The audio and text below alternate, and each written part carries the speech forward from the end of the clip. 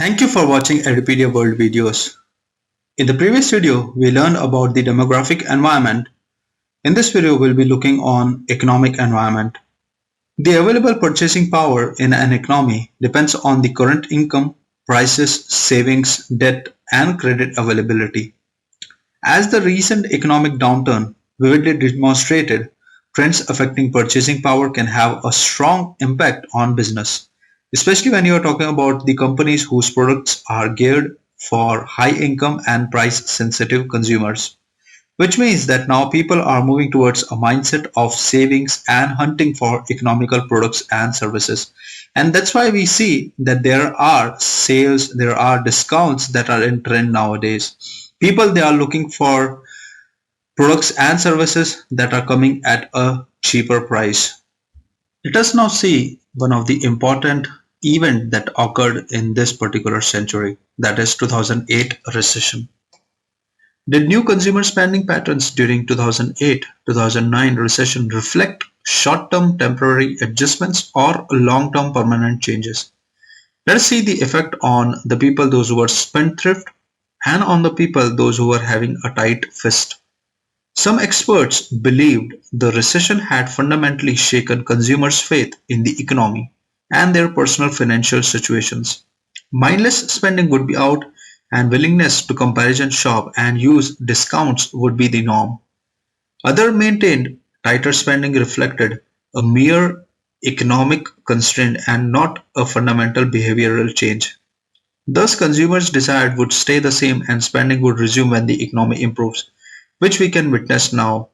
Let us see the four types of industrial structures. Why industrial structures are important to us? Because they, some or the other way, reflect the state of the economy or the nature of the economy. There are four types of industrial structures. First is the subsistence economy, an economical system wholly reliant on self-provisioning of the community. Wealth in a subsistence economy is measured in terms of natural resources.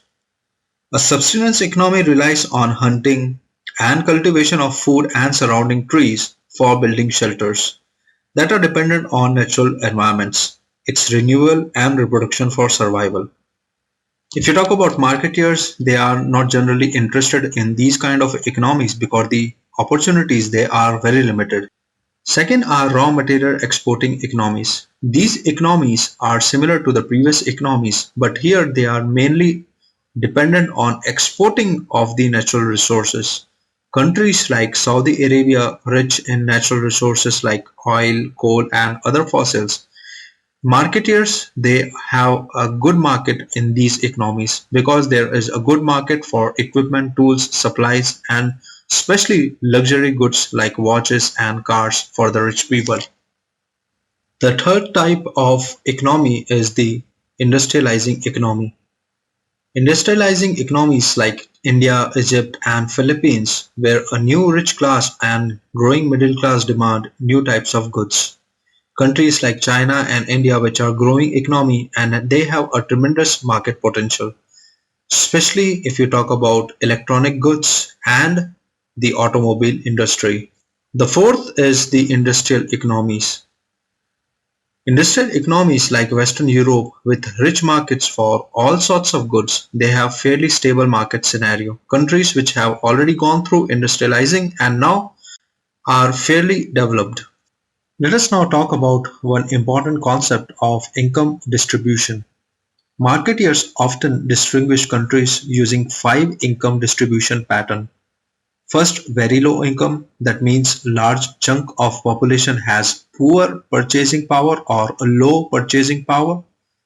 Second, mostly low incomes, a mix of low and high income but mostly low income with poor purchasing power. Third, very low, very high incomes, that means extremely difference in incomes. Fourth, low, medium, high incomes, typically mixed economy. And fifth, mostly medium incomes. Consider the market of Lamborghini, an automobile costing more than 1 crore. The market would be small in countries with type 1 and 2 income patterns. One of the largest single market for Lamborghini is Portugal, which is income pattern 3. one of the poorest countries in Western Europe, but with enough wealthy families to afford the expensive car. Let us talk about income, savings, debt, and credit. Consumer expenditures are affected by income levels, savings rate, debt practices, and credit availability. US consumers have a high debt-to-income ratio, which slows expenditure on housing and large ticket items. When credit became insufficient in the recession, especially to lower-income borrowers, consumer borrowing dropped for the first time in 2 decades. The financial meltdown that led to this contraction was due to over-liberal credit policies that allowed consumers to buy homes and other items they could really not afford. Marketeers they wanted every possible sale, banks wanted to earn interests on loans, and near financial ruin resulted. An economic issue of increasing importance is the migration of manufacturers and service jobs offshore. From India, Infosys provides outsourcing service for Cisco, Nordstrom, Microsoft, and others. I thank you for this session. I'll be meeting you in the next video.